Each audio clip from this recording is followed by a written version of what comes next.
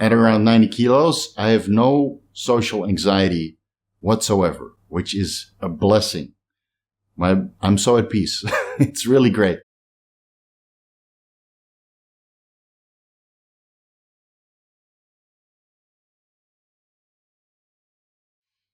Welcome to Vigorous Mindset. I'm Coach Steve. Let's discuss the benefits, the unexpected benefits of slimming down. Yes, we're going to go there while it's still fresh in my memory because I don't expect to be slimmed down in this small forever. At one point, I will continue with my bodybuilding journey and ride the gain train right back up to 230 pounds, which is where I usually feel best. Combination of being nice and lean around 225, 230 pounds. That's the goal going forward. But for now, I'll have to stay this small to get this non-alcoholic fatty liver disease under control. So what I noticed in the meantime, compared to 5 months ago, where I was 255 pounds or 115 kilos, and as of this morning, I'm only 198 pounds or 87 or 89.7 kilos, significant drop, 55 pounds or 25 kgs down. So, it's a significant amount of muscle mass lost, and I'm probably around the same amount of body fat now. I would say 10%, 3 weeks of fasting mimicking diet. Vegetables only is tremendously beneficial for fat loss. I will tell you that. It's not very beneficial for total testosterone and sex hormone binding globulin concentrations. And my sex drive went down with it, but hey, it's a temporary thing. So what I noticed along the way, going from 255 to sub 200 pounds, is a couple different things, which we'll discuss in this video. And it will basically be the opposite of the previous video that I made. The unexpected consequences of gaining size. I made 2 videos about that, right? So this is the second one. Watch that too. And in this video, we'll discuss the unexpected benefits of slimming down. Again, it's going to be temporary. So the first thing that I noticed is improved sleep quality. So back before, when I was 255 pounds, I would need about 8 hours to 9 hours of sleep. Now, personally, I never really suffered from snoring or sleep apnea. I don't use a CPAP. I don't have an APAP machine. I woke up maybe twice in my life dizzy, and that was after like a week binge on a holiday where, you go to the breakfast buffet and then have a food coma, and then you go to the dinner buffet for a week straight. And then I cracked maybe 260 pounds and was snoring and waking up dizzy, and it was just way too heavy. My stomach was way too full going to bed. But if I followed my program, I would sleep on my side, no snoring and no sleep apnea. But I did need 8 hours to 9 hours and sometimes even 10 hours of sleep. And I would still wake up broken. And now that I stopped training and lost a tremendous amount of weight, right? I lost 25 kilos. I only need 6 hours, which is great. I have 3 extra hours to do other things. And because I stopped training now I already noticed this after, getting up to sub 100 kilos, which I haven't been in like almost a decade, I think after my first cycle, I was already from 88 kilos drug-free to 100 kilos after my first cycle. It was a bulk. It was at my second cycle, sorry. So I broke 100 kilos, and then I pretty much stayed there, after my second cycle. So I noticed that getting below 100 kilos or 225 pounds, that the sleep quality is tremendously improved. And when I stopped training around 95 kilos, or 210 pounds, 215, that the sleep quality got even better because now I'm not constantly stimulating the sympathetic nervous system, right? So I'm always in the parasympathetic. I'm always relaxed.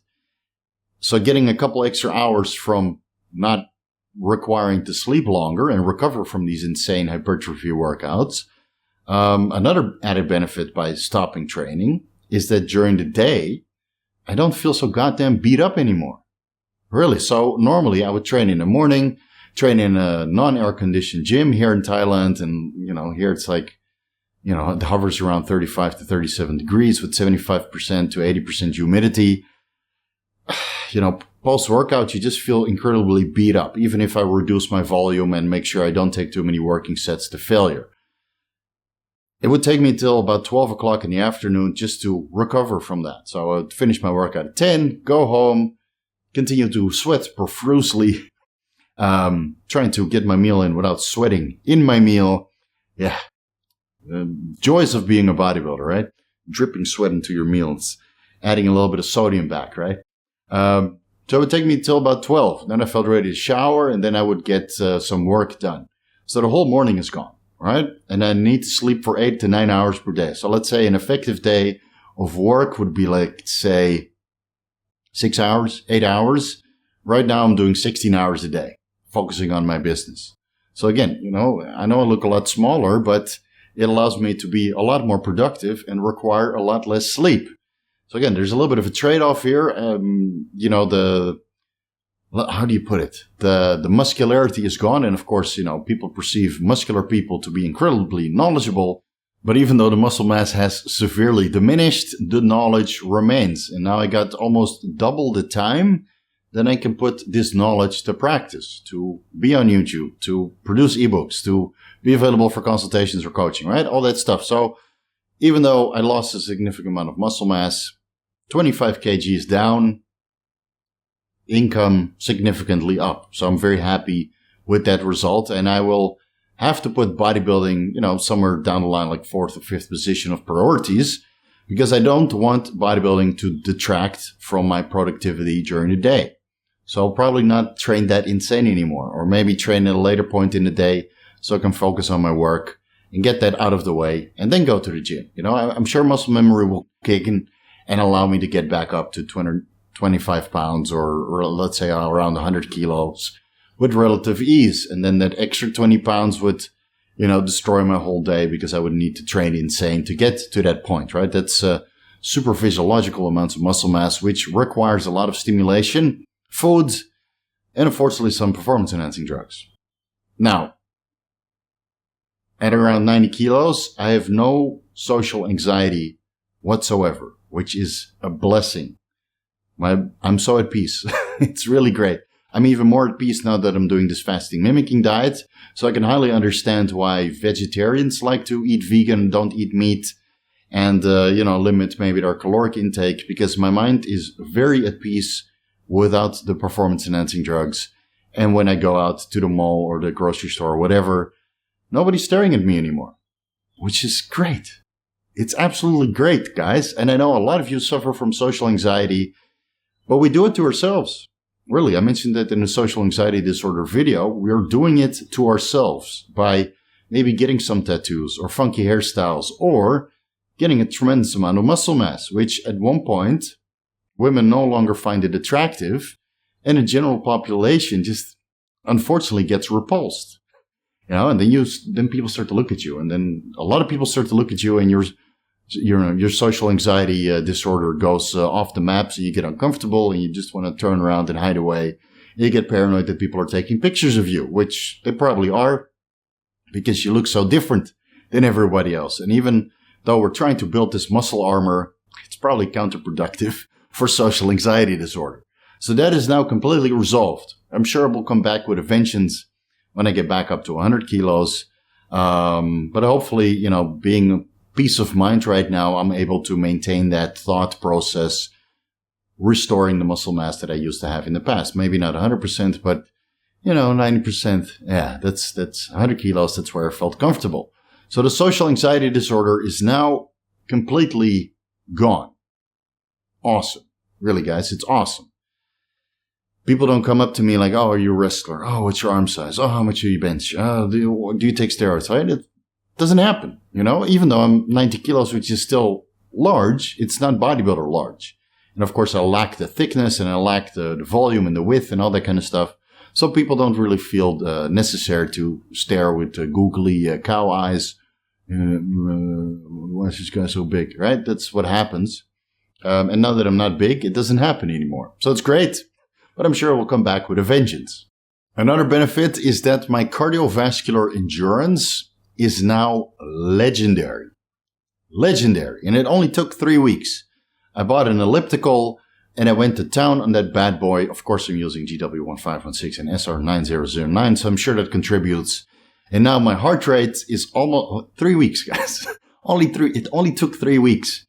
I started at 155 beats per minute at intensity number 1 at whatever, speed 11 or something, speed 12.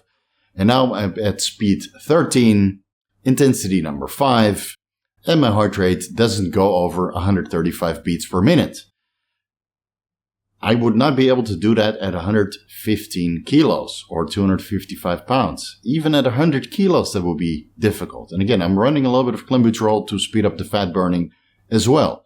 I can't go over 135 beats per minute unless I really do the high intensity interval training and probably dislocate that elliptical from the pins that I put into place, right? To keep it in place in my home gym.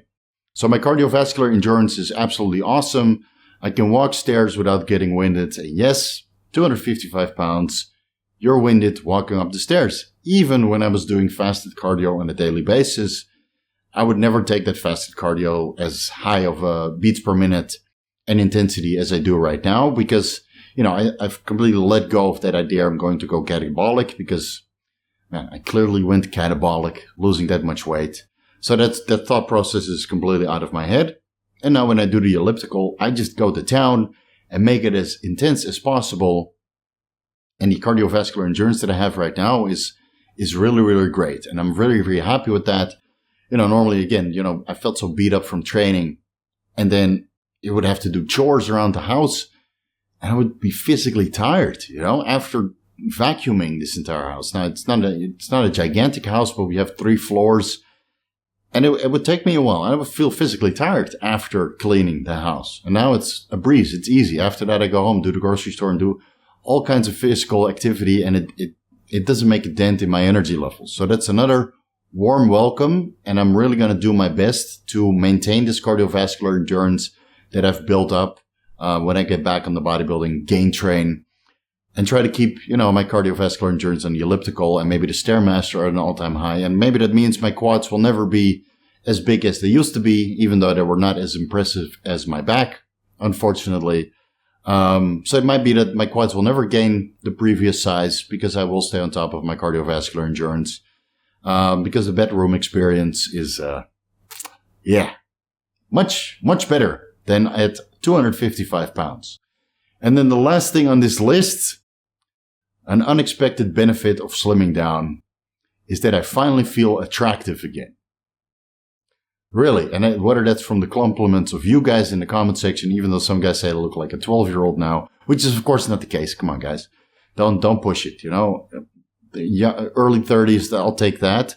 But, when you look at the videos of like 5 months ago, and I get, it turns into a jump scare, even for me. Like when I compare myself now to 5 months ago, I get a little bit of an adverse reaction. And I definitely did not feel handsome or attractive back then. I felt like a bodybuilder, like a tank, right? Like that. That's how I felt. And I didn't really mind because, unfortunately, my wife is already locked in. So we're married, right? I don't need to be appealing to the other sex anymore. It's, I'm completely off the map in that sense.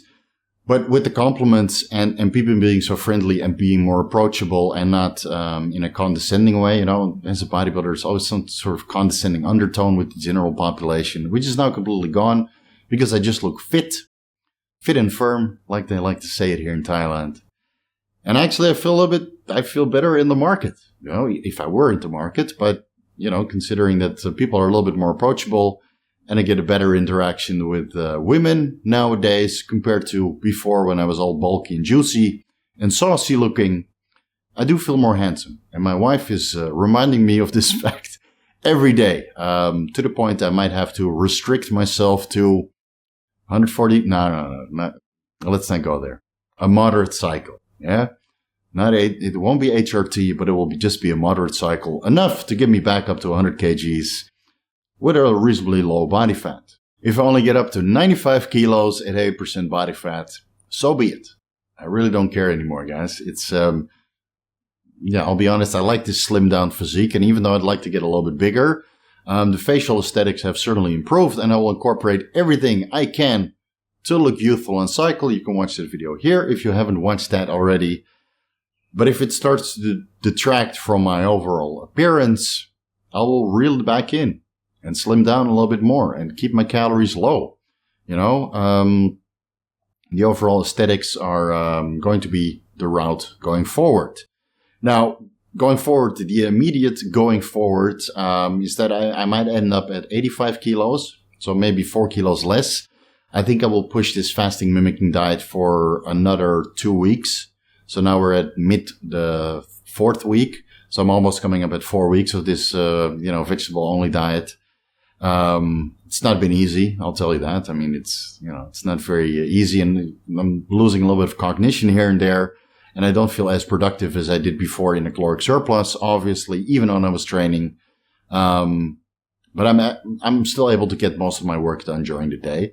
So I might push it for another 2 weeks. I'll probably end up, going by the decline and the curve of body weight and the amount of body fat that I'm losing right now. I might end up at 85 kilos, which is below my natural maximum. I will do a comparison between being absolutely tiny at 85 kilos and 190 pounds, 185 pounds, whatever it is. I will do a direct comparison between reaching my lowest body weight post anabolic androgenic steroids and performance enhancing drugs, and compare that to my absolute heaviest weight when I was still 100% drug free. So stay tuned for that. Might be another 2 or 3 weeks before we reach that point. Again, guys, I really don't mind because I get a couple extra benefits along the way. And again, being astronomically large is just a temporary state. And you've seen that with myself, many other pro bodybuilders. At one point, you need to slim down, and it's not the end of the world, really. Judging from the comments, it might be the end of the world, but you're probably still struggling to gain, a pound of muscle mass, and you haven't been over 250 pounds yet, where all these funky side effects start to occur. So I'll leave it at that. Thank you guys so much for watching. A Vigorous crew, you know what to do. You can join the Vigorous crew by subscribing and perhaps liking and commenting if you feel like it. If you're looking for the most comprehensive guides to bodybuilding pharmacology, you can find the ebooks on my website, VigorousSteve.com/shop. If you're looking for personalized advice, you can find the rates to my services in the services section. Consultations and coaching is always available. Contact me through the contact form if you're interested. Follow me on Instagram @VigorousSteve. Thank you guys so much for watching, and I'll see you in the next video.